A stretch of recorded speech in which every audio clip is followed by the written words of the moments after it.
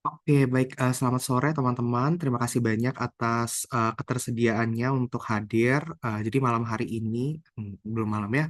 Jadi malam hari ini, perkenalkan nama aku David Kristianta. Teman-teman bisa panggil aku David. Aku dari FKW Angkatan 2021. Jadi pada kesempatan kali ini aku mau berbagi kepada teman-teman terkait dengan SOKA. Ya, aku sharing sedikit terkait dengan SOKA karena salah satu hal yang menjadi concern aku adalah teman-teman seleksi RMO IMO di FKUI itu dilakukan dengan menggunakan SOKA, tapi teman-teman itu nggak pernah mendapatkan paparan terkait dengan SOKA secara khusus. Gitu kan. Jadi kan memang ini juga bukan merupakan metode evaluasi yang lazim digunakan di FKUI, sehingga harapannya melalui sesi sore hari ini bisa membantu memperlengkapi teman-teman untuk mengenal sebenarnya SOKA itu apa, bagaimana cara melakukan SOKA yang baik, kemudian bagaimana cara memaksimalkan teman-teman dalam hal penilaian. Jadi memang bisa membantu teman-teman lah gitu daripada teman-teman nanti kosong atau kurang mengerti terkait dengan SOKA gitu ya. Jadi untuk agenda atau rundown sore hari ini, jadi sistemnya aku akan sharing materi terlebih dahulu, kemudian nanti akan ada simulasi SOKA, jadi sudah aku siapkan dua kasus. Nanti kasus pertama akan dipresentasikan oleh Jojo dan juga Patrick, sedangkan kasus kedua akan dipresentasikan oleh Fabian dan Nake yang sudah menyelesaikan pembuatan PPT SOKA-nya secara mandiri. Nah, nanti di situ kita akan belajar bersama-sama dan juga berdiskusi. Semoga Patrick, Jojo, Fabian, dan Nake nggak apa-apa ya, apa namanya nanti dilihat oleh teman-teman, bisa menjadi pembelajaran untuk teman-teman lain. Tapi terkait dengan skop dari kasusnya, memang mungkin tidak bisa mencakup keseluruhan kasus dari teman-teman karena memang aku buat kasusnya spesifik mengarah pada topik infeksi.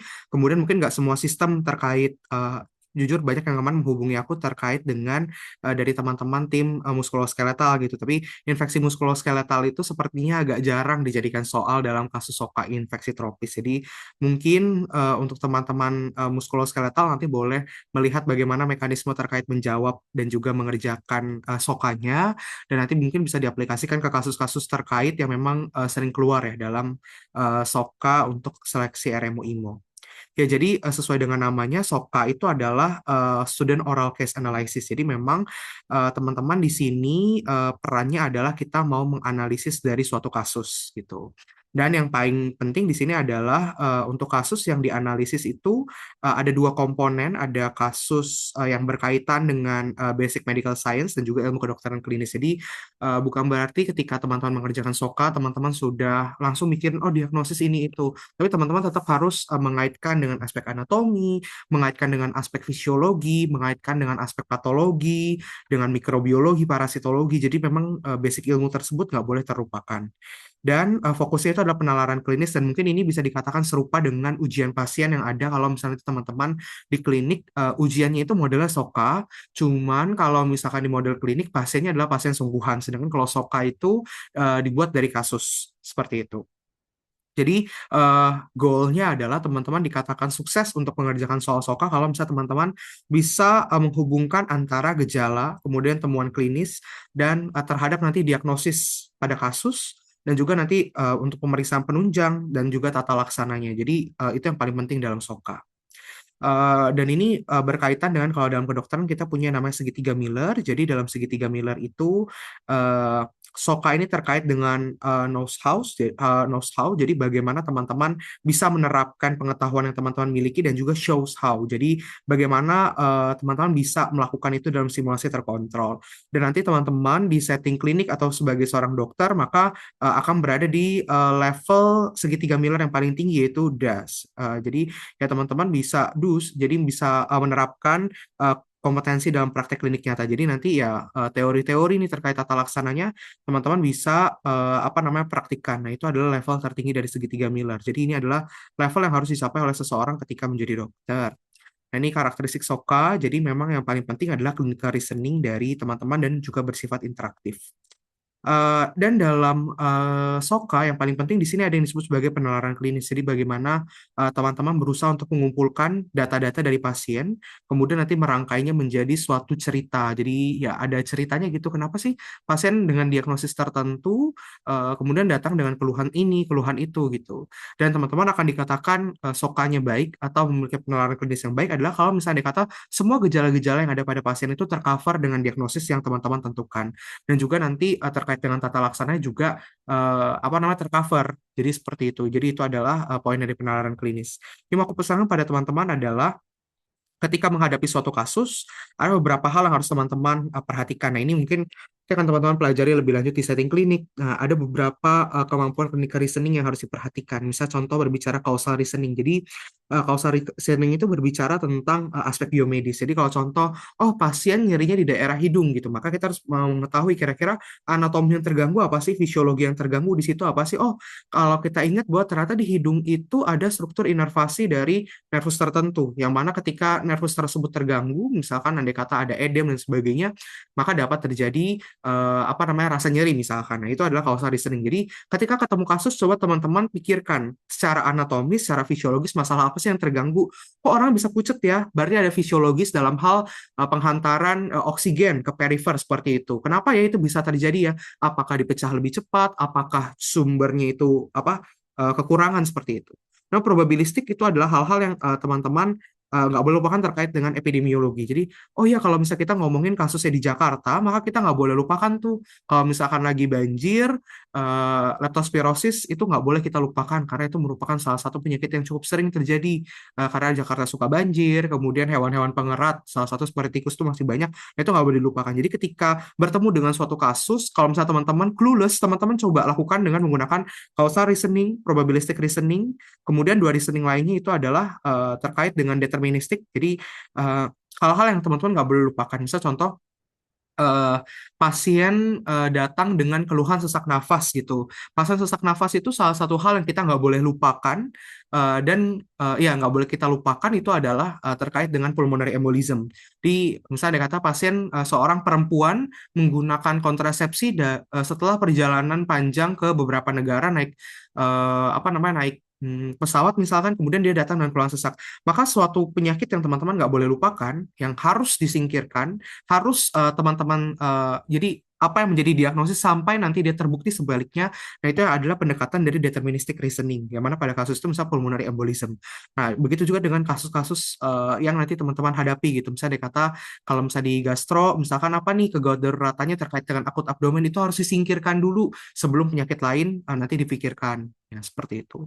Pattern recognition juga, ya misalnya dikata kalau kasusnya, oh ngomongin mengenai kasus batuk malam, wilayah padat penduduk, batuknya batuk berdarah, penurunan berat badan, demam terus-menerus, ada riwayat paparan kontak pasien TB. Itu bagian dari pattern recognition, teman-teman nggak perlu lupa bahwa ini kasus TB. Jadi ini adalah clue ketika teman-teman nanti misalnya dikata bingung nih waktu soka ini sebenarnya tuh apa sih gitu. Jangan lupa gunakan 4 pendekatan tersebut untuk bisa membantu teman-teman, setidaknya bisa memberikan clue ada masalah apa. Nah, ini adalah hal-hal yang akan dinilai dalam SOKA. Ini aku minta borang penilaiannya itu dari DIPA. Jadi semoga mungkin di tahun teman-teman nanti tidak banyak perubahan ya terkait dengan penilaiannya. Nah, kita akan coba bongkar satu-satu apa saja yang akan dinilai. Yang pertama adalah kita mengidentifikasi dan men-swab. Nah, jadi nanti aku mengharapkan bahwa teman-teman bisa membuat PowerPoint-nya itu dalam kerangka swab. Subjektif itu adalah data-data yang diperoleh dari anamnesis ya. Jadi semua terkait dengan keluhan utama, riwayat penyakit sekarang, faktor risiko, riwayat penyakit dahulu, riwayat keluarga, dan sebagainya itu harus identifikasi dalam subjektif. Jadi nanti kalau ada kata teman-teman dikasih vignette, identifikasi itu apa sih keluhan subjektifnya gitu. Dan nanti keluhan subjektif tersebut harus teman-teman konfirmasi dengan menggunakan objektif. Jadi misal contoh pasien mengeluhkan demam gitu, tapi ternyata waktu di objektif dia 35 nih, ternyata dia hipotermia atau bahkan 34. Nah, maka nanti data yang teman-teman gunakan atau data yang harus teman-teman dahulukan itu adalah data objektifnya. Nah, nanti data objektif semua hasil pemeriksaan fisik, semua hasil pemeriksaan lab, semua hasil pemeriksaan penunjang. Nah, kemudian terkait dengan assessment, ya teman-teman harus pikirkan diagnosis ya. Jadi diagnosis. Nah, dalam kedokteran kita mengenal ada dua diagnosis, ada diagnosis kerja dan juga diagnosis banding. Jadi diagnosis kerja itu adalah diagnosis yang artinya teman-teman saat itu sebagai seorang dokter bekerja dengan menggunakan diagnosis tersebut gitu. Nah, tapi teman-teman juga mempersiapkan ada yang disebut sebagai diagnosis banding. Jadi kalau misalkan diagnosis kerjanya itu nggak terbukti, maka teman-teman tuh nggak kelabakan. Teman-teman sudah punya diagnosis lain yang teman-teman pikirkan pada kasus tersebut. Nah, jadi itu yang disebut sebagai diagnosis banding. Nah, itu harus ada tuh dalam PPT SOKA. Salah satu penyebab kenapa salah satu penyebab kenapa rival di tahun aku waktu itu RMO imuninfeksi tropis itu nggak menang atau nggak lolos, oh nggak, bahkan di tahun sebelumnya juga sama, mereka nggak menuliskan diagnosis banding. Jadi di tahun sebelum aku kan waktu itu jadi ceritanya adalah antara angkatan 2020 sama 2021, tapi 2021 menuliskan differential diagnosis, 2020 nggak menuliskan differential diagnosis, sehingga akhirnya yang dipilih untuk lolos itu adalah yang 2021. Jadi itu berpengaruh itu ya terkait dengan differential diagnosis. Dan plannya itu apa aja, tata laksana baik farmakologis, non farmakologis, edukasi, kemudian kalau misalnya kata teman-teman ada rencana mau periksa apa ke depannya, misalnya datanya kurang lengkap, sampai nanti perkiraan prognosis. Nah, ini terkait dengan subjektif, apa aja, jadi memang harus disampaikan keluhan utama. Ini yang harus teman-teman ingat, karena nanti di klinik juga akan ditanyakan, keluhan utama adalah keluhan yang membawa pasien datang berobat. Jadi kalau misalnya kata pasien datang dengan keluhan, ada kata ada demam, pilek, batuk darah gitu. Nah, kalau kita pikirkan mungkin pasien datangnya itu karena batuk darahnya misalkan. Karena misalnya ada kata demamnya sudah 5 hari, pileknya sudah 5 hari, tapi batuk darah baru sekarang dan langsung dibawa. Nah, itu adalah keluhan utamanya. Jadi jangan sampai salah ketika mengidentifikasi keluhan utama. Ya, jadi biasa itu hal-hal yang mengkhawatirkan pasien. Karena dengan penyakit sekarang dan juga faktor risiko. Yang jadi sering menjadi kesalahan apa? Jadi semuanya dimasukkan. Nah, ini subjektif itu teman-teman harus sampaikan poin-poin penting yang sekiranya mendukung diagnosis atau menggugurkan diagnosis banding. Jadi kalau misalnya kata ada diagnosis banding, ternyata oh ya pasien tidak ada riwayat perjalanan ke daerah. Misalnya kata demam kasusnya, demam lama, kemudian pasien tidak ada riwayat perjalanan ke daerah Indonesia Timur. Nah, itu juga harus teman-teman masukkan karena itu mungkin bisa membantu kita mengeksklusi bahwa demamnya ini bukan karena misalkan ada kata malaria dan lain-lain. Ya itu terlalu banyak informasi yang tidak relevan tuh jangan dimasukkan. Seperti itu. Nah, kemudian setelah subjektif, objektif. Jadi semua hasil pemeriksaan dan jangan hanya dimasukkan data pemeriksaannya aja. Karena teman-teman memang sudah dikasih data hasil PF atau dikasih data PP. Lebih dari itu teman-teman harus interpretasikan kenapa sih datanya kayak gitu atau apa sih temuannya gitu. Jadi jangan cuma ditulis ulang atau plek sesuai dengan PPT yang dikasih HB 10,5 hematokrit sekian. Nah, jangan. Memang harus sampaikan, oh ini anemia tipe apa, mikrosit, hipokrom dan lain-lain. Nanti teman-teman harus tuliskan. Yang sering menjadi kesalahan yaitu tidak menginterpretasikan hasil, mengabaikan temuan penting yang mendukung ataupun mengeksklusi diagnosis gitu. Jadi kalau misalnya contoh eh, pada beberapa penyakit mungkin oh ya ini khas nih dari pemeriksaannya ada prolaps rektum, kemudian ada anemia juga gitu. Nah, apa namanya? Teman-teman bisa tuh highlight oh ya ini mungkin kalau misalnya cacingan berbicara tentang trichuris misalkan. Nah, jadi itu objektifnya itu sudah harus ada di situ. Nah, misalnya ini adalah contoh pemeriksaan fisik yang di IPD, yang di klinik. Jadi, teman-teman bisa untuk mencoba mengidentifikasi sekiranya pemeriksaan fisik apa saja misalkan yang perlu dilakukan. Jadi, ini mungkin bisa jadi patokan teman-teman. Oh, kalau misalnya leher mungkin yang harus diperiksa itu ada JVP, ada KGB, ada tiroid, kemudian trakea. Nanti teman-teman bisa identifikasi kira-kira pemeriksaan fisik apa yang misalnya dikata diperlukan lanjutan pada kasus yang terkait dengan kasus gitu ya. Jadi, nanti dapat teman-teman baca. Nah, kemudian assessment ya tadi ya, diagnosis kerja dan diagnosis banding, dan juga alasan apa yang mendukung. Nah, satu hal yang mau aku pesankan pada teman-teman adalah tidak apa-apa kalau misalnya teman-teman salah diagnosis. Meskipun memang itu akan mengurangi nilai, tapi kalau teman-teman punya clinical reasoning yang baik, teman-teman tahu bagaimana cara kemudian nanti mengaitkan antara diagnosis dengan temuan-temuan yang ada pada pasien itu akan jauh lebih baik. Karena memang assessment itu, karena memang SOCA tadi nilai adalah penalaran klinisnya ya. Kemudian tadi ya menghubungkan, jadi memang sebisa mungkin semua keluhan dari pasien itu dihubungkan dengan diagnosis.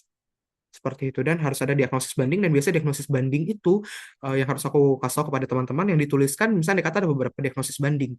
Diagnosis banding yang harus teman-teman tuliskan yang paling atas itu adalah yang paling mungkin gitu. Misalnya dikata contoh pada kasus gastro, misalkan teman-teman berpikir ini adalah IBD yang merupakan Crohn misalkan. Maka diferensial diagnosisnya misalnya kata teman-teman belum yakin, teman-teman harus tulis ulcerative colitis sebagai diagnosis diferensial yang pertama.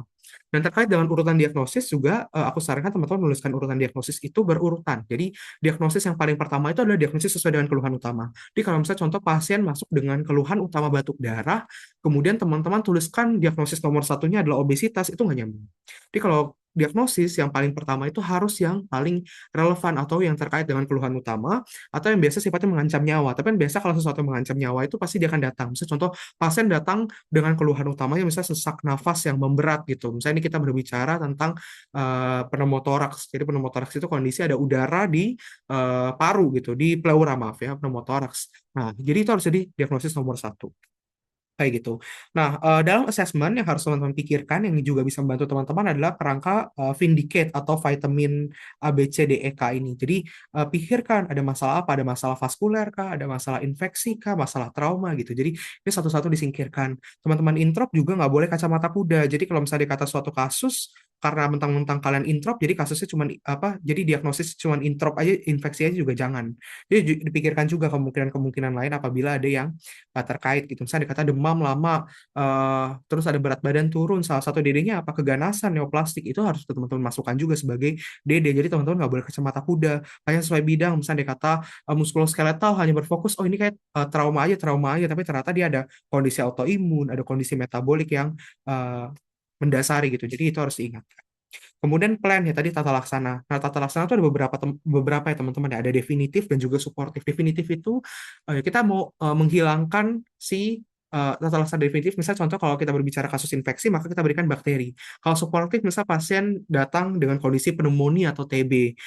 Definitifnya kita kasih antibiotik. Kalau misal TB misal kita kasih RHZE. Kalau pneumonia misalnya dikata kita kasih levofloxacin, kita kasih amoxicillin clavulanat dan lain-lain. Terus suportifnya apa? Kita bisa kasih oksigen dan lain-lain. Jadi jangan lupa.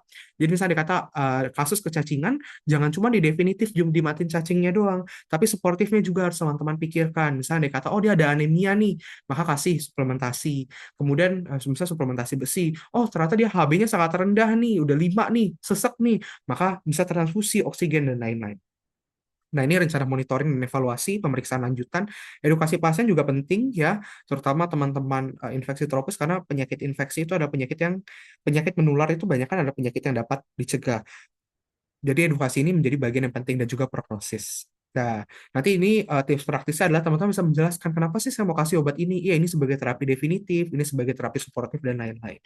Nah, ini adalah mengingatkan kepada teman-teman ada beberapa pencegahan. Jadi ketika berbicara pencegahan, ada beberapa nih yang harus kita identifikasi, baik itu dari aspek pencegahan primer, pencegahan sekunder, sampai dengan pencegahan tersier. Tapi tentu itu kalau ada waktu aja. Kalau nggak ada waktu, ya udah. Yang penting teman-teman tahu bahwa pencegahan yang bisa dilakukan dalam satu kasus itu bukan cuma promosi kesehatan, edukasi-edukasi doang. Bisa loh ada specific protection, misalnya kata eh, kemudian misalnya dikata beraktivitas dengan menggunakan sendal dan lain-lain, nah itu adalah bagian dari proteksi yang dapat dilakukan. Nah, ini prognosis, mungkin ini adalah hal yang belum diajarkan di preklinik, tapi mungkin bisa juga sudah diajarkan ya. Aku nggak tahu teman-teman belajar apa enggak, tapi dulu aku rasanya baru tingkat 3 nih, baru mengenal istilah-istilah prognosis ini. Jadi kalau prognosis itu adalah perkiraan perjalanan penyakit ataupun luaran klinis dari pasien. Kalau quote vitam itu gampangnya adalah pasiennya bakal mati apa enggak gitu. Contoh kalau kita berbicara pasien kasus apa namanya amandel tonsilitis dibandingkan dengan kasus demam denggi, maka nanti kita akan menyesuaikan kembali dengan kasus pasien. Misalnya dikata demam denggi orang masih beraktivitas, cuman demam-demam doang, tapi dia masih bisa aktivitas nih. Mungkin terus habis itu dia masih bisa minum, masih bisa aktivitas segala macam. Mungkin kita akan mengatakan kuat vitam pada kasus tersebut itu adalah bonam. Jadi bonam itu baik, dubia itu ragu, malam itu adalah buruk. Nah, biasanya kita bisa mengkombinasikan dengan dubia ad bonam. Jadi ragu-ragu sih, tapi kok kayak ngarahnya baik ya, Dubia malam. Ragu-ragu sih, tapi ngarahnya sih kayaknya ke risiko yang buruk gitu. Nah, jadi itu bisa dari Coat Vitam. Jadi itu berbicara tentang kelangsungan hidup. Jadi apakah pasien akan mati atau tidak. Kemudian Coat Fungsional. Jadi bagaimana dia bisa berfungsi sehari-hari. Misalnya dia kata, oh ya pasien denggi nih, tapi ternyata tadi hematokrit dan lain-lain masih bagus gitu. Kok masih bisa berfungsi ya? Maka dia fungsionalnya baik. Eh, Seperti itu, fungsi dalam menjalankan sehari-hari. Asana nasional, kekambuhan, seberapa mungkin dia kambuh ya? Kalau kasusnya denggi, masih mungkin dia kambuh. Oh ya mungkin ya, karena memang rumahnya di daerah padat penduduk, kemudian banyak nyamuk dan sebagainya gitu. Dia nggak punya kelambu, nggak punya repelan. Nah itu mungkin kok asana nasionalnya itu adalah at malam, jadi masih mungkin kambuh. Atau dalam kasus lain kalau kita berbicara tentang stroke ya teman-teman ya, coat vitam. Mungkin kalau misalnya stroke-nya tipenya ada stroke iskemik, maka mungkin ya pasiennya nggak mati sih ya. Jadi misal coat vitamnya kita bisa katakan dubia ad bonum. Tapi coat fungsionalnya gimana? Oh ternyata stroke iskemiknya mencakup area yang luas gitu.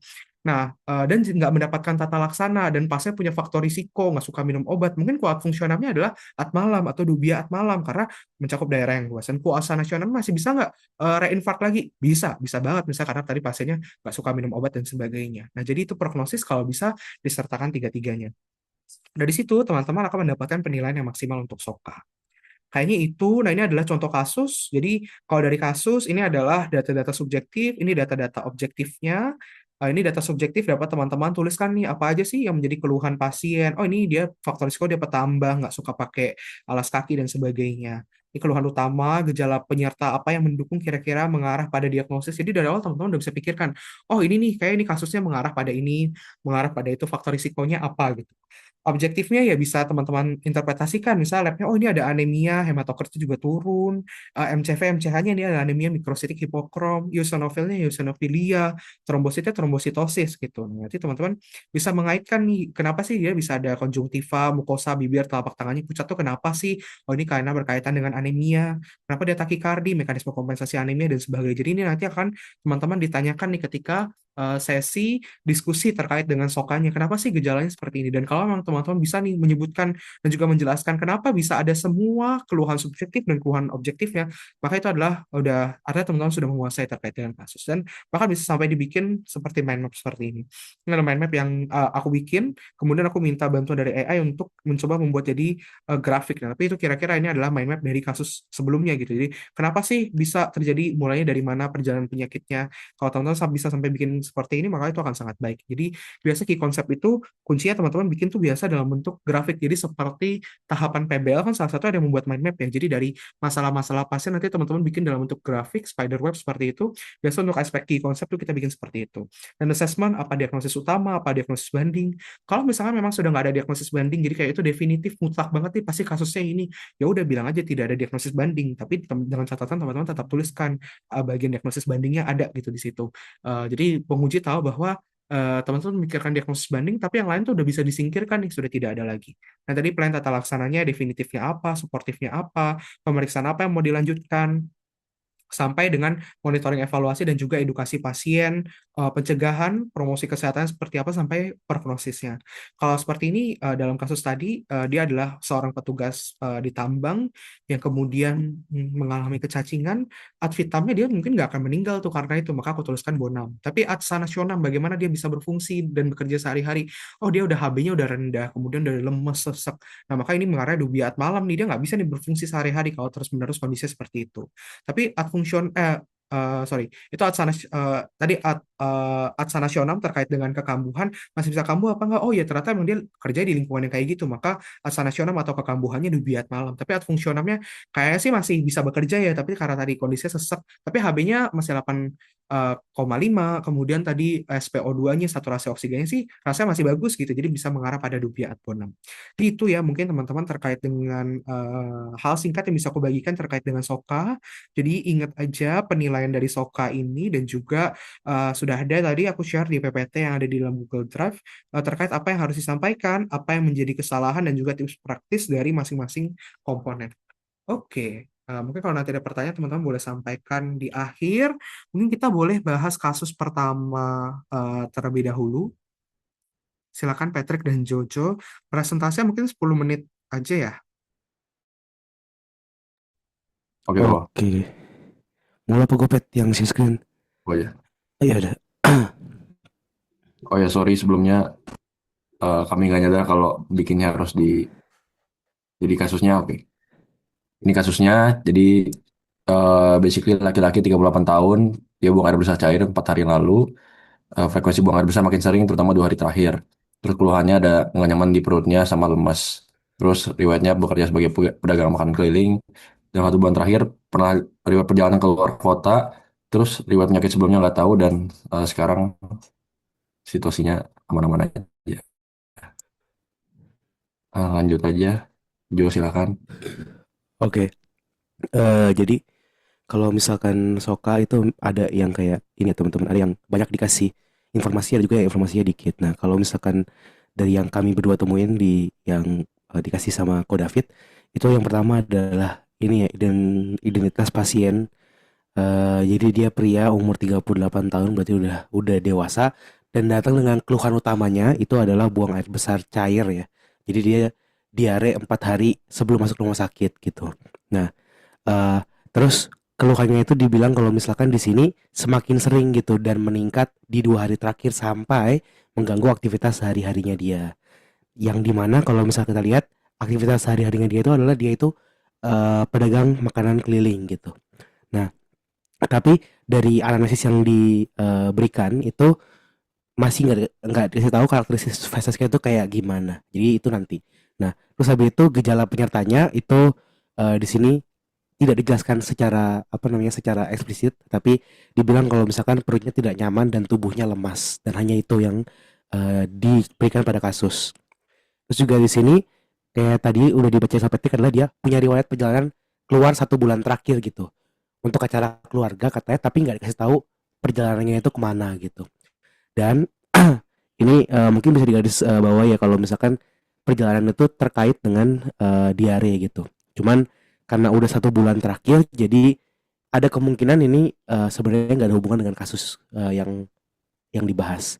Terus juga yang terakhir adalah pasien datangnya itu seorang diri dan juga masih dapat berkomunikasi dengan baik. Jadi kalau kita next, boleh next, Pet? Pet. Oke, ya dari hasil pemeriksaan fisiknya, sebenarnya dari keadaan umumnya tanpa sakit sedang tapi masih kompos mentis. Nah dari tanda vitalnya, sebenarnya yang abnormal adalah nadinya ini takikardi.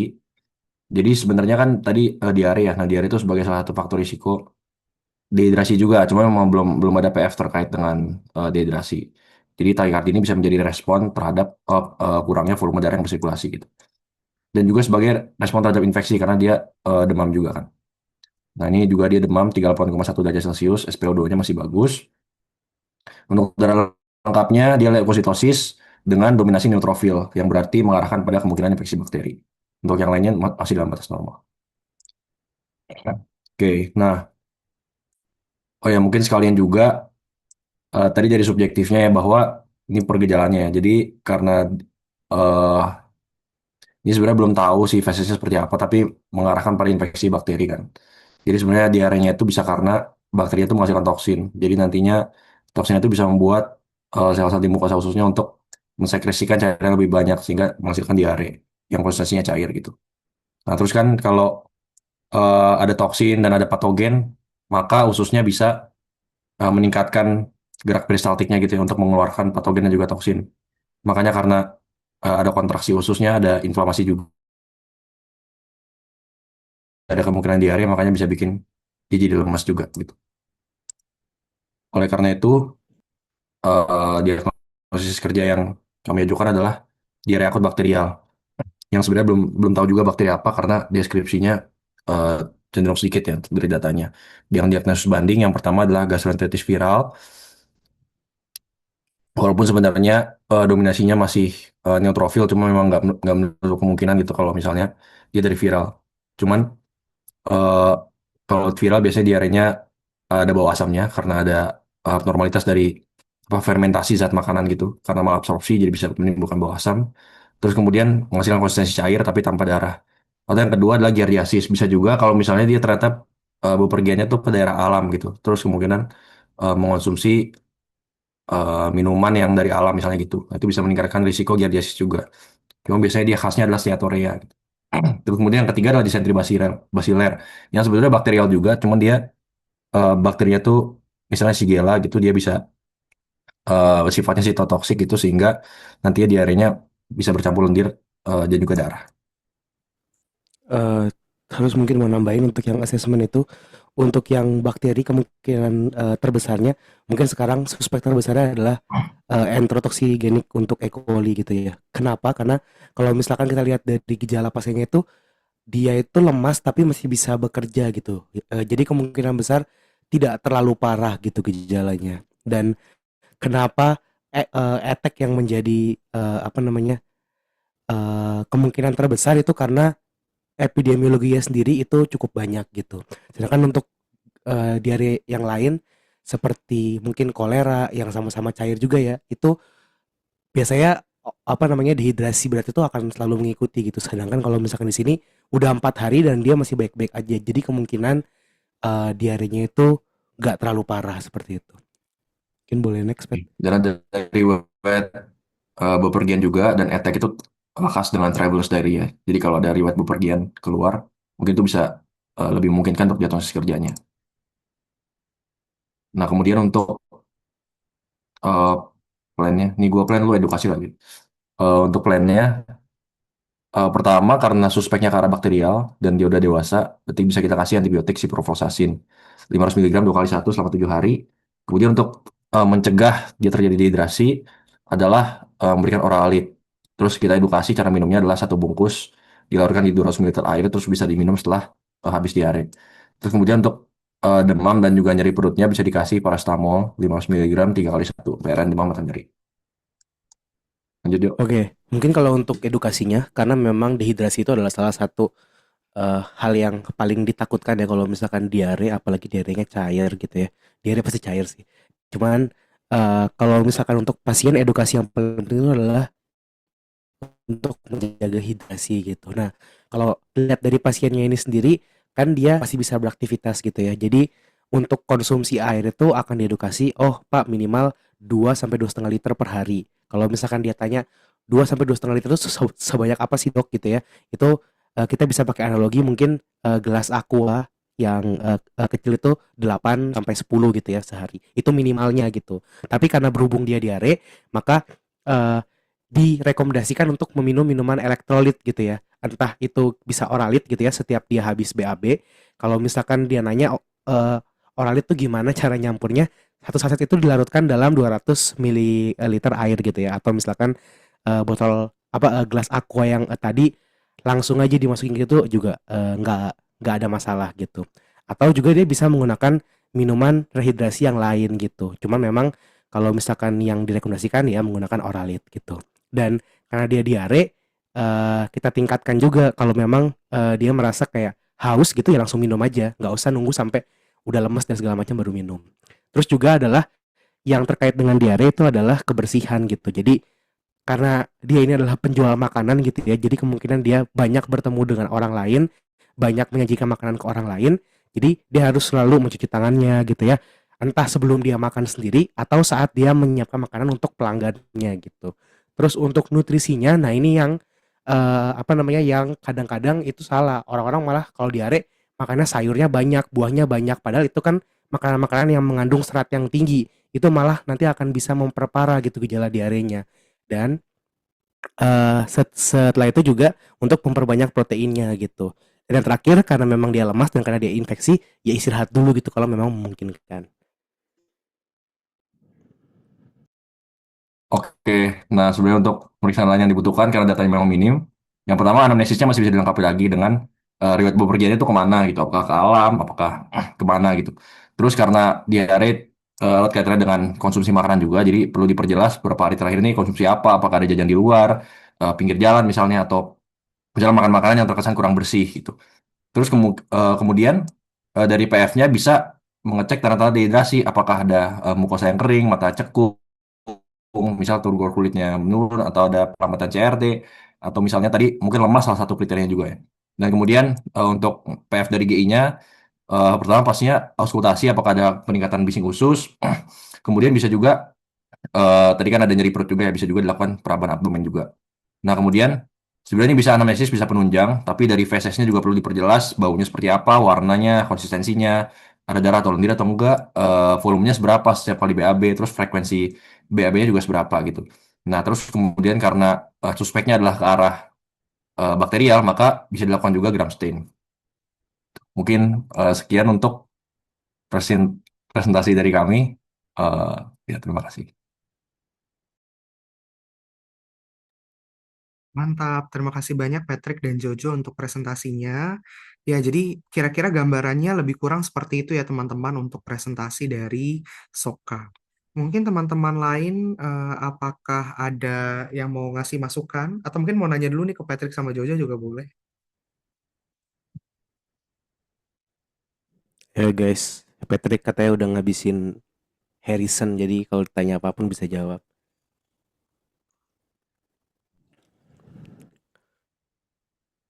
Oke, kalau misalnya belum ada, terima kasih banyak Patrick dan Jojo untuk analisisnya yang lengkap. Jadi, dalam 15 menit tuh bisa ya teman-teman untuk membuat swap yang lengkap. Jadi, kalau menurut aku sih, kalau misalkan aku sebagai penguji, menurut aku apa yang disajikan oleh Patrick dan Jojo ini sudah lengkap. Sudah sesuai dengan apa yang diharapkan dalam Soka, seperti itu. Jadi, congrats, selamat Patrick dan juga Jojo. Dan mungkin pasti ada beberapa pertanyaan ya yang perlu kita garis bawahi. Mungkin boleh ke subjektifnya terlebih dahulu. Dan nanti mungkin habis ini aku juga bakal share screen, jadi ada data lengkap, lebih lengkap terkait dengan kasusnya nanti bisa dianalisis bersama. Ya, jadi betul bahwa di sini sudah dituliskan ya data terkait dengan keluhan utama dan juga gejala penyerta dan juga karakteristik-karakteristik. Nah, ini memang boleh nih teman-teman untuk menuliskan dalam catatan, misalkan, oh ya frekuensi buang air besar semakin sering nih, semakin seringnya tuh berapa gitu. Nah, ini seperti ini sebenarnya kita perlu detilkan kan ya, apa namanya terkait dengan kasus ini. Emang sebenarnya kalau kita ngomongin mengenai kan teman-teman tadi menuliskannya sebagai diare, emang definisi diare itu apa sih teman-teman?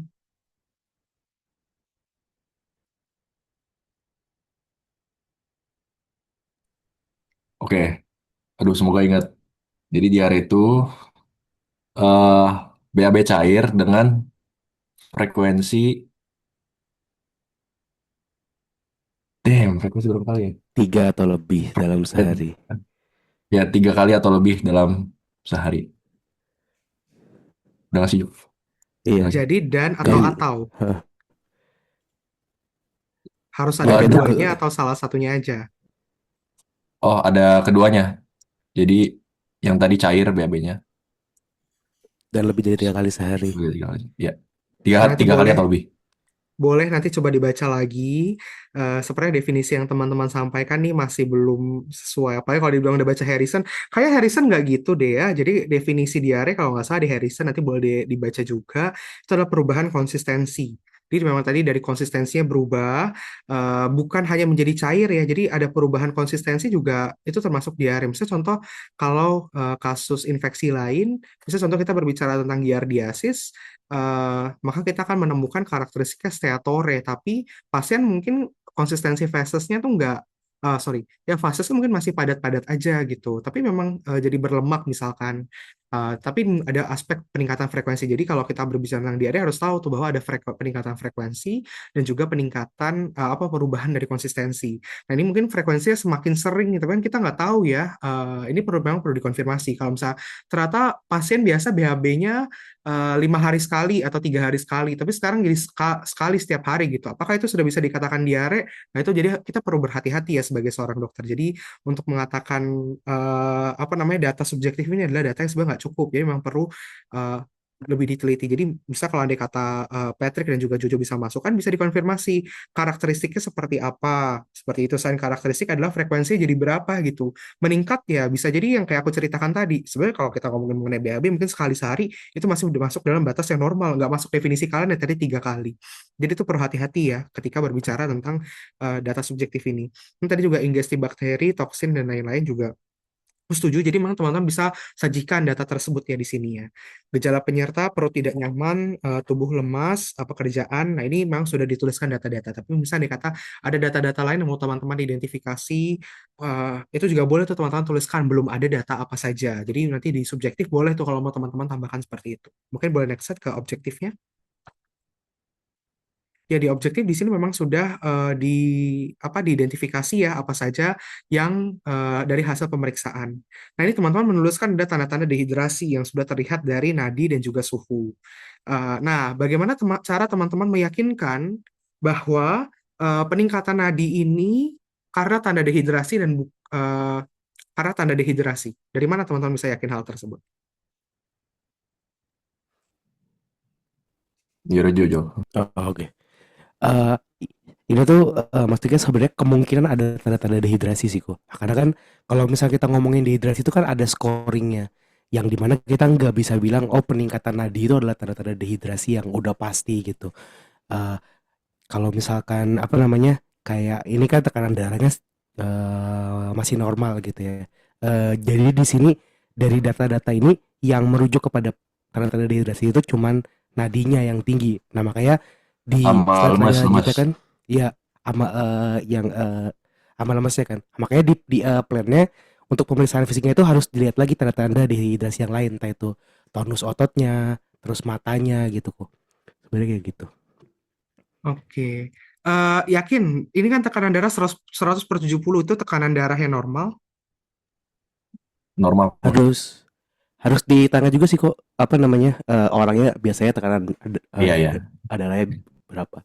Nah, Kalau kita mengatakan tekanan darah rendah tuh berapa sih? di bawah 90/60. Di bawah 90/60. Kalau tekanan darah normal, biasa berapa angka yang disebut? 120/80. Yes, Lebih dekat antara mana? 9. 100/70 ke 90/60 atau 120/80? Ke Kalau 90/60. Iya. diastolnya jaraknya sama, cuma kalau sistolnya lebih dekat ke 90. Ya, jadi memang sih kalau bisa kita katakan bahwa di sini adalah normal, tapi teman-teman perlu mencurigai salah satu kemungkinan komplikasi, yaitu dia 100/70. Nah, mungkin kalau teman-teman nggak tata laksana segera, bisa-bisa habis ini drop ke 90/60. Kemudian nanti jatuh jadi shock dan seterusnya. Jadi teman-teman perlu berikan catatan, ya perlu berhati-hati nih. Memang sih tekanan darahnya saat ini masih segitu. MAP bisa teman-teman hitung.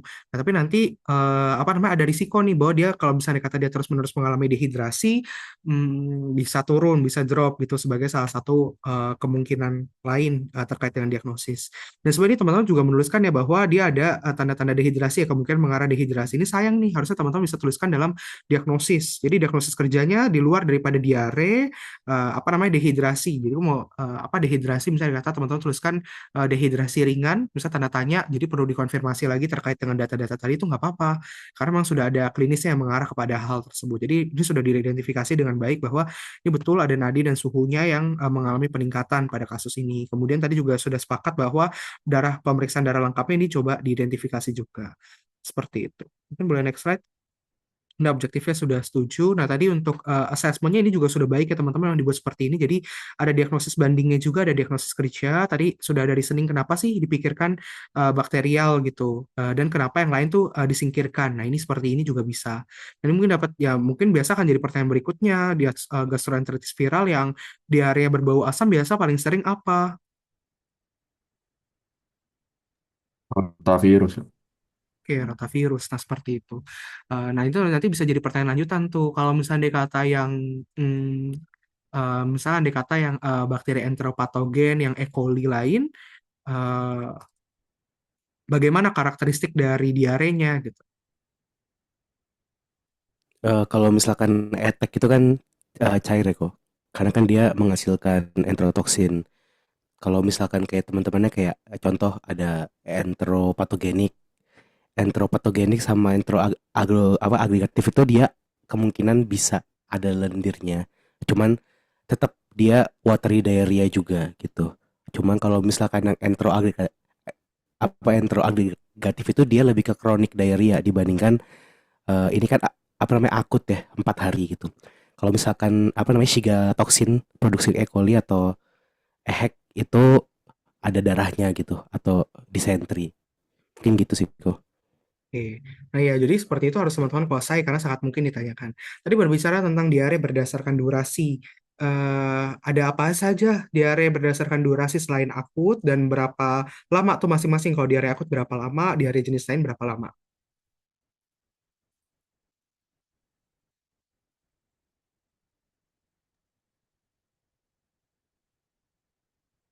Lupa Eh, lagi berapa ya? Ada Sebenarnya ada beda. ada subakut sama kronik. Ya, Kurang tepat. Kronik apa setuju, akut namanya? setuju. Satu Oh, lagi. oh, ini apa? Persisten, sorry. Iya, betul. Ya, berapa Iya. lama itu masing-masing? Kronik itu dua minggu. Iya, dua. Persisten, Bukannya kronik itu 2 sampai 4 enggak. Persisten tuh 2 sampai 4 minggu, kronik itu di atas 4 minggu. Oke, betul. Iya. Ya, jadi harus tahu ya itu ya, betul bahwa akut itu kurang dari 2 minggu, persisten itu 2 sampai 4 minggu, sama kronik lebih dari 4 minggu. Nah, jadi dulu itu ceritanya bahwa klasifikasi diare itu cuma ada akut sama kronik, jadi yang kurang dari 2 minggu sama lebih dari 4 minggu. Nah, tapi ditambahkan oleh WHO untuk menjadi wanti-wanti nih bahwa ini ada yang berketerusan nih, jadi udah bukan masuk akut, tapi belum kronik juga. Itu yang disebut sebagai persisten. Jadi itu yang dikatakan sebagai diare akut. Oke, nah ini sudah masuk diagnosis kerja, tapi tadi yang belum masuk menurut aku di sini adalah suspek dehidrasi. Boleh tuh dituliskan ya suspek dehidrasi ringan karena tadi pasiennya masih bisa beraktivitas dan lain-lain. Karena kalau misalnya dikata teman-teman tulis nih diare akut bakterial, tapi di plan teman-teman ada rehidrasi dan lain-lain itu nggak cocok. Dari mana itu muncul? Kok bisa ada rehidrasi? Padahal nggak ada diagnosis rehidrasi. Ingat teman-teman tuh bekerja di era BPJS. BPJS itu obat-obatannya dicocokkan tuh dengan penggunaannya. Jadi kalau misalnya dikata kasusnya diare, ya pengobatan definitif diare dong yang dikasih. Tapi kalau teman-teman ada tuliskan dehidrasi, maka teman-teman boleh menambahkan yang dehidrasi dan lain-lain. Ingat ya, jadi itu harus selalu diperhatikan. Oke, setelah itu plannya bagaimana? Aku setuju, si pro mekanisme kerjanya bagaimana? Dia menghambat DNA agerase sama topoisomerase 2. Oke, ya betul ya. Topoisomerase sama DNA agerase yang dihambat ya selama 7 hari. Nah, kemudian boleh ditambahkan oralit dan juga paracetamol bila demam atau nyeri ya, karena ada nyeri perut dan juga ada demam. Oke, selain Cipro, kira-kira pilihan antibiotik lainnya bisa apa nih yang bisa diberikan dalam kasus ini? Bisa azitromisin, bisa cefixim juga bisa. Oke, boleh ya. Ya, Oke, cukup deh itu. Nah, ini edukasi tadi sudah setuju juga dengan yang disampaikan oleh teman-teman, tapi sebab aku mau komentari ini terkait dengan nutrisi. Apakah betul semua buah itu harus kita batasi konsumsinya dalam kasus diare? Ada loh buah-buahan tertentu yang penting nih dalam kasus diare malah kalau bisa bisa dikonsumsi juga. Kalau misalkan buah itu yang harus dikurangi yang seratnya banyak sih kok. Karena ada buah yang airnya juga banyak kayak contoh mungkin semangka. Ya semangka itu kan airnya banyak. Jadi membantu untuk rehidrasi juga. Jadi itu nggak apa-apa gitu. Nah, itu harus didetailkan buah dan sayur apa saja yang dibatasi. Ada nggak advice atau buah yang boleh dikonsumsi tadi selain oke buah-buah yang airnya banyak, kemudian kalau buah lain yang bisa dikonsumsi apa nih? Ini sering banget ditanyain pasien nih. pisang aja kalau pisang. Kenapa dikasih pisang? Karena elektrolitnya. Apa kalium, potasium, tinggi potasium. Iya, betul, tinggi potasium ya. Jadi itu juga bisa dipertimbangkan. Ya kan teman-teman juga belum tahu nih hasil pemeriksaan labnya seperti apa. Nah, berbicara tentang kehilangan kalium dalam cairan, dalam kasus diare, diare itu berdasarkan patomekanismenya itu, jadi bukan berdasarkan etiologi dibagi menjadi dua. Apakah teman-teman tahu dan bisa menjelaskan perbedaannya?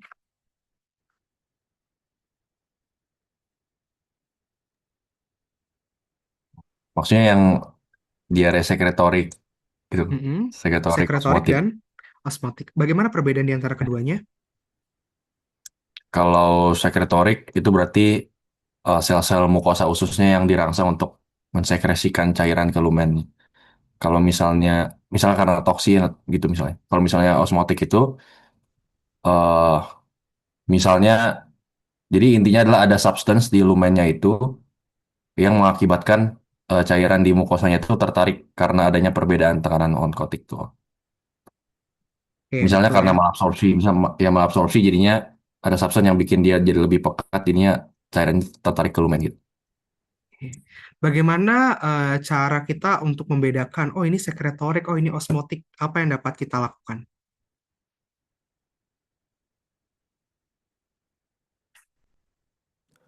Kalau misalkan dia osmotik, yang osmotik dulu nih. Kalau osmotik itu biasanya alasannya adalah pasiennya disuruh puasa, tapi puasanya tuh hal-hal yang membuat dia diare kayak contoh orang intoleransi laktosa. Kalau misalnya kita stop laktosanya kayak produk-produk dairynya gitu kayak susu dan keju, harusnya diarenya juga berhenti. Minimal kalau misalkan memang dia secretory diarrhea, kita buat dia puasa pun tetap akan diare gitu, nggak membantu. Seperti itu sih Oke, kok. setuju ya bahwa yang membedakan adalah dari puasa. Oke, boleh next slide. Eh, Slide berikutnya tuh kalau nggak salah kalian apa yang mau ditanyakan ya? Oke, mungkin aku bakal reveal ya terkait dengan kasus ini lebih lanjut. Nah, tapi mungkin ini tadi terkait tanda dehidrasi, setuju. Turgor kulit, nah di mana mau periksa turgor kulit pada pasien dewasa?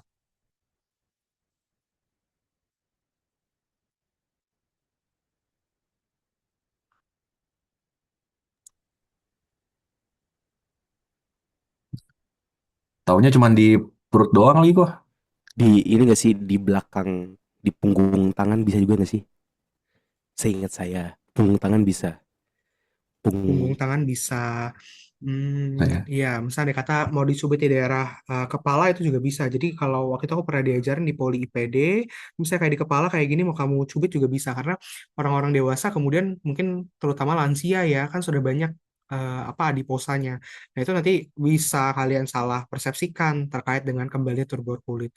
Tadi kalau nggak salah Jojo tuh sempat ngomong yang dicek tonus otot, benar nggak ya? maaf maaf ya itu tipe mulut. Oke, ya. Jadi kalau tonus otot itu nanti beda lagi, itu mainannya teman-teman neuro. Oke, sip. Ya udah, terima kasih banyak Patrick dan Jojo. Jadi lebih kurang simulasi seperti itu. Jadi pasti akan ditanyakan adalah apa yang teman-teman tuliskan ya di situ. Jadi lebih ditanya ke arah reasoningnya.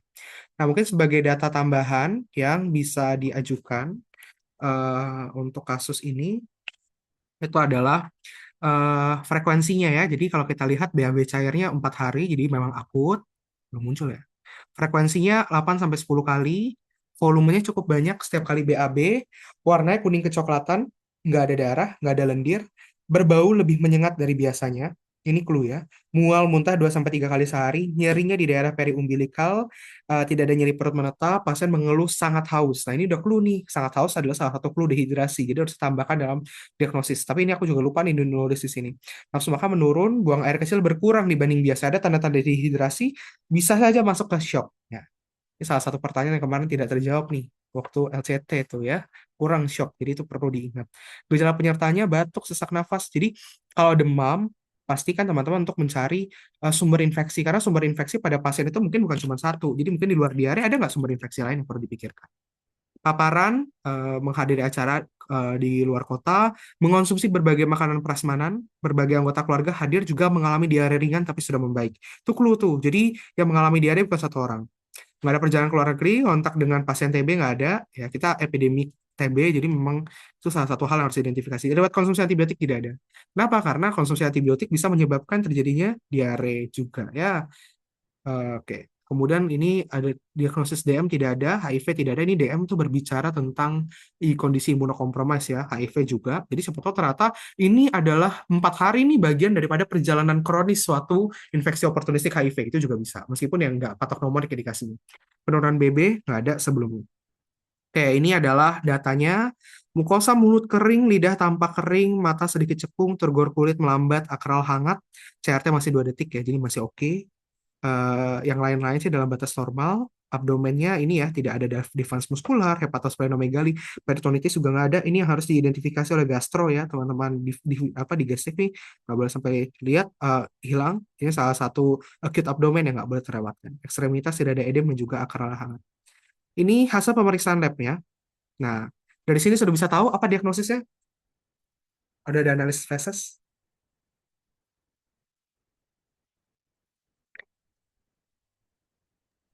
Ada trofozoitnya. Iya, coba histolitika. Ya, betul ya. Ini mengarah kepada entamuba ya. Entamuba histolitika dengan dehidrasi ringan sedang. Pemeriksaan penunjangnya apa? Ya banyak ya, bisa sebenarnya di sampel itu saja sudah cukup. Yang lain-lain sih sepertinya untuk Elisa dan lainnya kayak nggak perlu ya untuk dikerjakan. Tes darah juga sudah dikerjakan. Tata laksananya, oh ya udah kebaca ya. Tata laksananya metronidazol atau bisa tinidazol. Untuk prognosisnya nanti jangan lupa dituliskan tadi yang kurang mungkin di PPT Patrick dan juga Jojo adalah itu. Nutrisi, jangan pernah tuliskan diet itu TKTP ya. Itu hindari tuh, itu salah satu hal yang salah. Tinggi kalori, tinggi protein itu berapa? Tinggi kalorinya Jojo sama tinggi kalorinya Patrick tuh beda. Harus dituliskan berapa kebutuhan kalorinya gitu. Nanti boleh baca di kepustakaan ya kalau laki-laki tuh berapa kali, kalau nggak salah 35 sampai 50 kali BB, tapi perempuan tuh lebih rendah, nanti boleh coba dibaca. Dia tunak cukup kalori dan protein nanti harus dituliskan. Rehidrasi juga seperti apa, antipiretiknya juga boleh tuliskan. Oke, itu untuk kasus pertama. Oke. Berikutnya mungkin dari Jojo Patrick ada yang mau ditanyakan terkait dengan kasus pertama. Rasa sih udah oke ya, tinggal dimatengin aja tadi. Aman kok. Thank you, Bro. Kita beranjak ke kasus kedua, tapi mungkin sebentar aja karena aku habis ini ada kegiatan lain lagi. Mungkin boleh Fabian dan juga Nake untuk presentasikan. Oke, kok. Kayak gue yang share screen aja. Oke.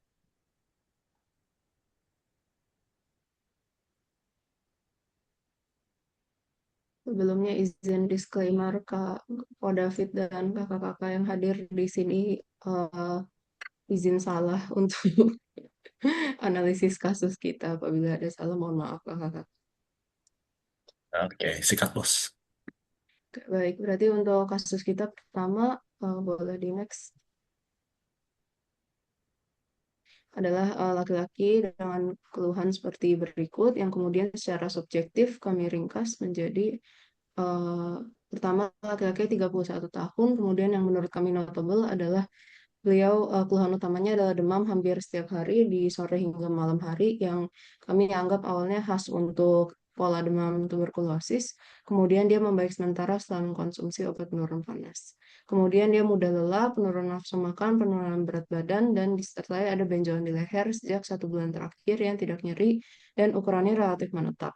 Kemudian untuk riwayat, beliau pernah ada luka pada kemaluan yang tidak nyeri sekitar 4 bulan yang lalu, kemudian sembuh sendiri tanpa pengobatan dalam beberapa minggu.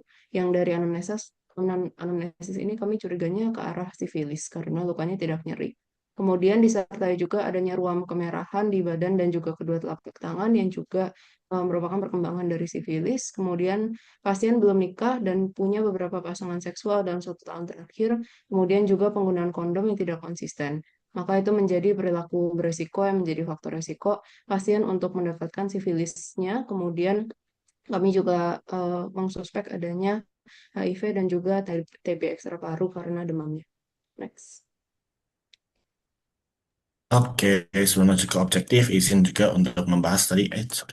Untuk yang subjektif tadi, kami juga ingin menjelaskan untuk gejala sifilis yang dikeluhkan oleh pasien, berupa luka kemaluan tidak nyeri itu kemungkinan besar karena tadi pada treponema pallidum MHI tadi faktor resiko ganti-ganti pasang seksual dan tidak menggunakan kondom itu menjadi faktor resiko karena bisa terjadi abrasi yang saat melakukan tindakan seks mungkin terjadi abrasi pada genitalnya si pria ini sehingga itu nanti menjadi tempat masuknya dan kolonisasi untuk eh, penyebab sifilis yaitu Treponema pallidum dan dia nanti kolonisasi di luka di kemaluannya makanya terbentuklah luka. Kemudian untuk ruam kemerahan itu saat sifilis tersebut tuh dan menyebar secara hematogen ataupun limfatik. Oke, kemudian untuk objektifnya sebenarnya dari eh, kasusnya itu dia hanya memberikan tanda-tanda vital serta ya tanda vital dan keadaan umum. Jadi hampir semua itu dalam batas normal kecuali ada juga penurunan berat badan 6 kilo dalam 3 bulan. Ini nanti menjadi dasar kami kenapa kami mencurigai TB ataupun HIV. Namun sebenarnya membutuhkan lebih informasi lebih lagi tentang sebenarnya berat badan pasien awalnya berapa supaya itu nanti bisa untuk kriteria mendiagnosis stadium HIV-nya. Kemudian untuk suhunya ya dia demam dan ini kurang di sini yaitu dia eh, ya denyut nadi itu dia lebih takikardi ya lebih cepat dari normal sehingga itu kemungkinan besar disebabkan oleh demamnya. Oke, boleh lanjutkan. Untuk asesmennya, karena kami mencurigai utamanya adalah infeksi HIV dengan manifestasi tuberkulosis ekstrapulmonal dan sifilis primer. Dan untuk diagnosis banding dari sifilisnya, kami diagnosis bandingnya adalah sifilis saja, karena kalau sifilis saja itu tidak menjelaskan penurunan berat badannya dan juga demam persistennya, dan juga kalau TB paru saja itu tidak terdapat gejala batuk kronis walaupun disertai dengan pola demam dari sore ke malam yang kronis. Oke, oke. Kemudian jadi plan kami adalah pertama tata laksana dulu. Definitifnya karena kami curigai bahwa dia tuh TB, kita harus kasih OAT terlebih dahulu. Jadi prinsip untuk pengobatan pada penderita HIV itu harus mengobati infeksi-infeksi lainnya dulu untuk mencegah nanti ada yang namanya immune reconstitution inflammatory syndrome atau IRIS. Nah, obat anti tuberkulosisnya itu menggunakan regimen normal, jadi 4 bulan rifampicin, isoniazid, pyrazinamide sama ethambutol, terus nanti 2 bulan cuma pakai rifampicin, isoniazid. Nah, tapi selama menjalankan OAT itu setelah 2 minggu kira-kira baru boleh memulai resimen untuk HIV-nya. Itu karena ini dia dewasa, usia 31 tahun, jadi kita kasih resimen li pertama dewasa itu tenofovir, lamivudin, dan dolutegravir. Alasan kita kasih jarak 2 minggu tuh untuk supaya si TB-nya tuh jumlah mikrobanya sudah menurun terlebih dahulu, sehingga saat kita prinsip obat HIV kan untuk merevive kembali sel-sel imun pada tubuhnya itu supaya dia nggak langsung inflamasinya berlebihan.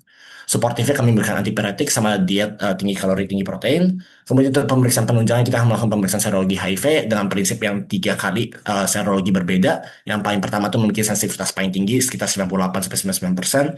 Terus pemeriksaan yang kedua dan ketiga dengan spesifisitas yang tinggi. Karena ini dewasa makanya pakai serologi. Kemudian juga bisa pemeriksaan jumlah CD4 dan viral load HIV nanti untuk pemantau terapi.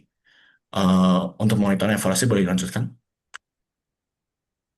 Untuk monitoringnya, karena kembali lagi kami curiga HIV, kalau misalnya sudah ada pemeriksaan dan sudah dimulai pemberian antiretroviral, maka lakukan monitoring CD4 di bulan ke-1, ke-3, dan ke-6. Kalau misalnya sudah stabilisasi, maka akan lanjutkan pemeriksaan CD4 setiap 6 bulan. Kemudian selagi minum pengobatan tersebut juga akan monitoring efek samping untuk obat HIV, dan apabila ada efek samping yang muncul, maka diberikan penggantian obat sesuai dengan efek samping tersebut.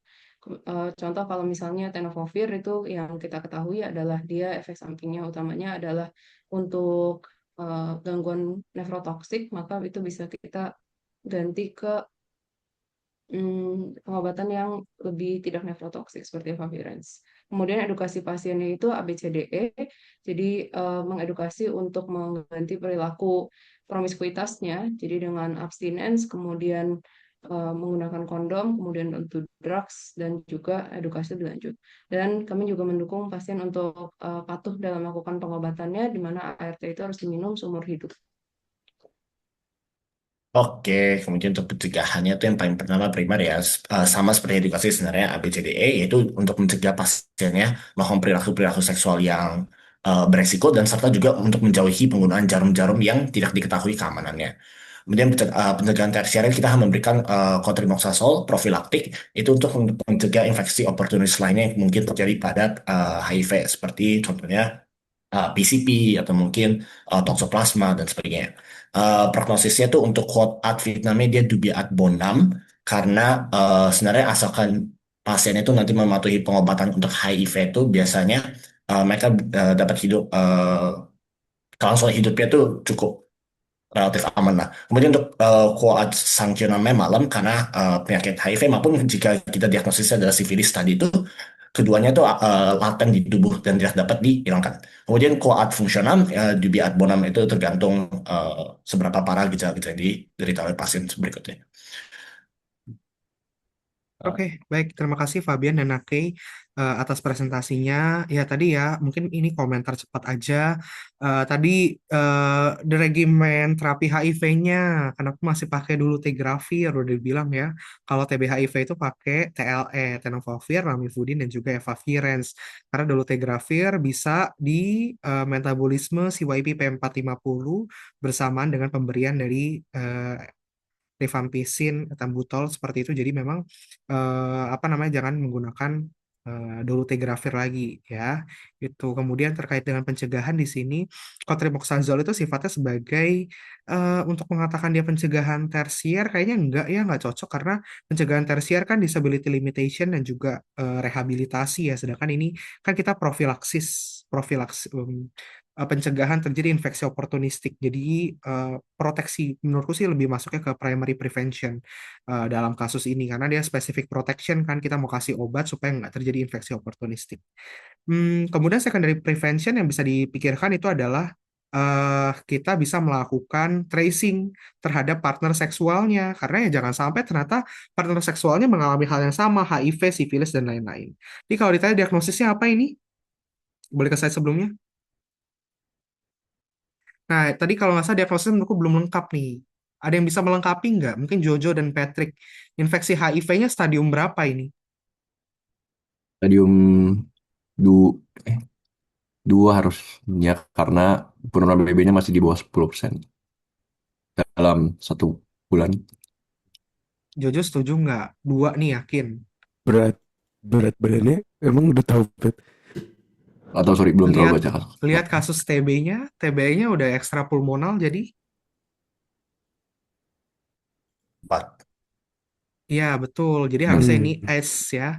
AIDS defining illness atau infeksi HIV stadium 4 karena sudah ada TB ekstrapulmonal dengan sifilis primer ya dalam kasus ini. Jadi diagnosisnya juga perlu untuk dikoreksi atau diperbaiki dalam kasus ini. Tapi sebenarnya menurutku diagnosis lain yang dapat dipikirkan oleh teman-teman dalam kasus ini selain itu selain infeksi HIV tadi TB-nya ya, sebenarnya sudah ada ada TB parunya nggak dalam kasus ini?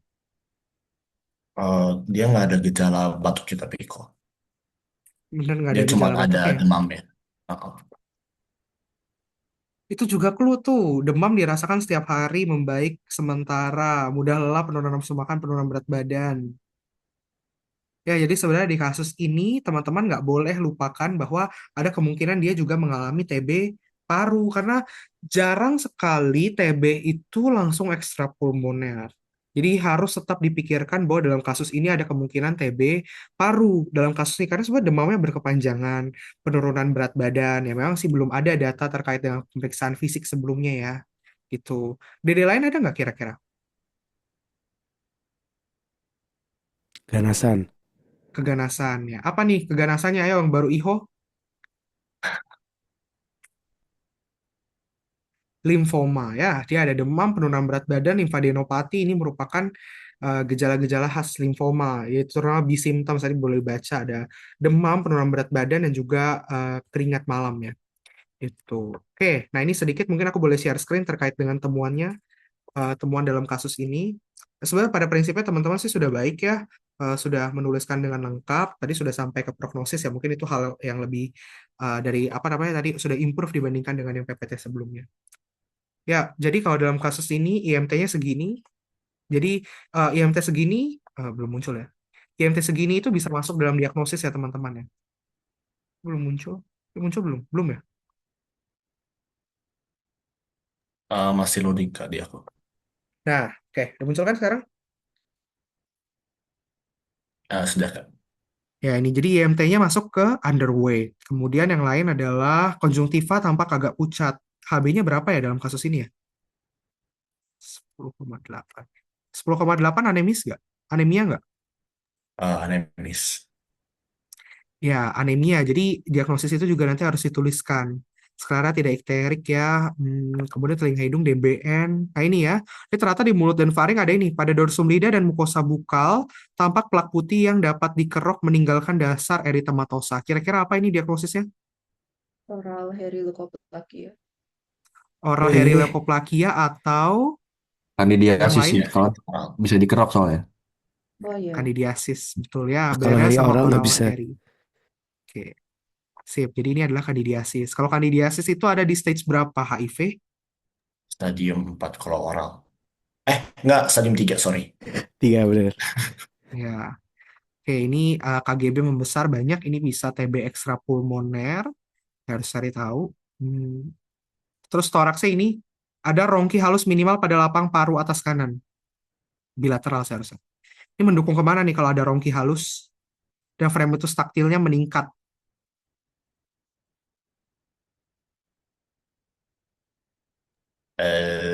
Pneumonia. Bisa, DD lain?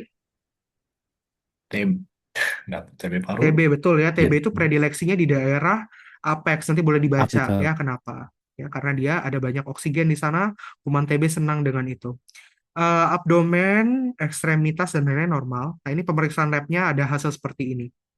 Dikasih seperti ini. Diagnosis sih jadi apa saat ini? Sifilis. Ya, ya. Eh, CD4-nya udah segini. dia ada AIDS juga. Oke, kemudian nanti bisa didiagnosis tambahan. Misalnya dia kata ini adalah sampel dari sputum, maka eh, tuberkulosis, misalnya dia kata ada tuberkulosis yang masih sensitif rifampicin, maka masih bisa digunakan RHZE. Nah, ini itu perlu ditambahkan tuh rencana pemeriksaan penunjangnya adalah kita akan melakukan pemeriksaan juga terhadap sensitivitas rifampicin. Ini ini adalah gambaran. Jadi pada pasien ini ada pembesaran KGB inguinal yang banyak juga, multiple ya. Oke, kemudian tidak terdapat nyeri tekan, tidak terdapat indurasi, testis normal. Untuk inspeksinya juga dalam batas normal. Ini pemeriksaan laboratoriumnya dia sudah anemis. Kemudian leukositnya masih dalam batas normal, trombositnya juga masih oke. Ya, LED kita dapat melihat dia juga mengalami peningkatan. Oke ya. Nah, ini adalah gambaran terakhir ya ini. Kalau dari melihat gambaran ini kira-kira apa yang didapatkan dari gambaran X-ray ini kalau andai kata diberikan dalam kasus?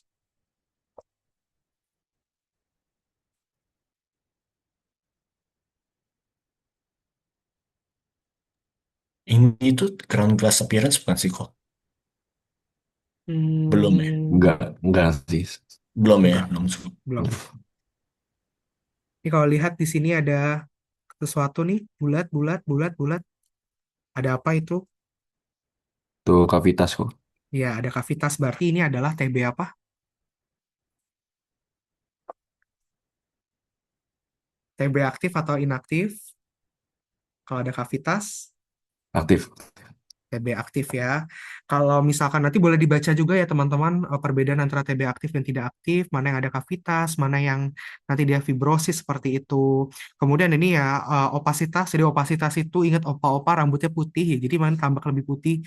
Opasitas ya bisa kalian sebut ya opasitasnya bilateral, bentuknya ada yang bulat-bulat, ada yang noduler, ada yang retikuler kayak rambut-rambut. Jadi opasitas retikulonoduler di seluruh lapang paru dekstra sinistra dengan kavitas pada apex bilateral. Kemudian kalau dilihat di sini adalah sudut costophrenicusnya ya. Nah, ini sudut costophrenicusnya yang di sini apa? Tumbuh.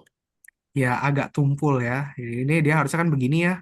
Dia enggak. Nah, berarti kemungkinan di sini juga sudah ada efusi. Ya, jadi ini udah TB paru aktif saat ini dengan efusi. Memang kasusnya lebih complicated yang aku kasih ke Fabian sama Nake, tapi sebenarnya kasusnya cukup jelas sih. Ya, jadi seperti itu. Jadi semuanya nanti harus coba diidentifikasi. Ya, mungkin itu mungkin untuk sore hari ini karena sudah jam segini. Teman-teman, apakah ada yang mau ditanyakan atau mungkin disampaikan? PPT-nya sudah aku upload, jadi teman-teman yang mau belajar, silakan untuk belajar melalui tautan yang sudah diberikan. Ada mungkin yang mau ditanyakan atau disampaikan oleh teman-teman?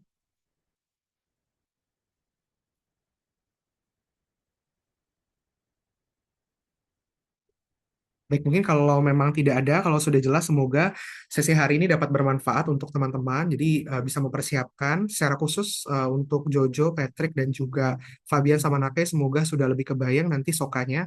Meskipun nanti di RMO IMO-nya sih mulai dari tahun sebelum, tahun aku ya, itu sudah nggak ada soka. Padahal soka itu sebenarnya merupakan kekuatan kita sebagai anak FKUI. Jadi itu nilai plus lah buat kita, tapi ternyata sudah dihilangkan. Tapi setidaknya itu bisa membantu teman-teman nanti ketika belajar. Jadi apakah teman-teman sudah menguasai suatu kasus adalah teman-teman coba tuh untuk melakukan simulasi seperti SOCA. Misalnya ngomongin mengenai tivoid sudah nggak bisa menjelaskan kira-kira dari patofisiologi kenapa bisa semua temuan, kemudian nanti obat apa yang mau dikasih, pencegahan dan lain-lain. Nah, jadi kalau teman-teman sudah bisa sampai di tahap itu, maka teman-teman dianggap sudah menguasai ini dari suatu kasus dan itu nanti bisa diterapkan ke berbagai topik-topik yang ada.